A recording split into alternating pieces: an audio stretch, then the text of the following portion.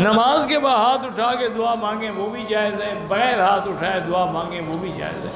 چونکہ ایک حدیث میں ہے کہ اللہ فرماتی ہیں کہ میرا بندہ جب میرے سامنے ہاتھ اٹھاتا ہے تو میری رحمت کو حیا آتی ہے کہ میں اس کو خالی واپس کر دوں، ان یردہما صفرا۔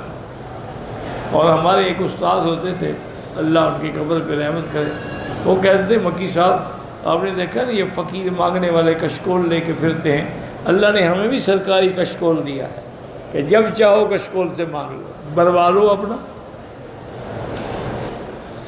دعا مانگتے وقت ہاتھ اٹھانا بھی جائز ہے، نہ اٹھاؤ تو نہ اٹھاؤ۔ 1400 سال گزر گئے، یہ اسی جھگڑے میں ہے کہ ہاتھ اٹھائیں یا نہ اٹھائیں، ٹانگیں کتنی کھلی ہوں، درمیان میں فاصلہ کتنا ہو۔ دشمن چاند میں پہنچ گئے، ہم انہی پہ لڑ رہے۔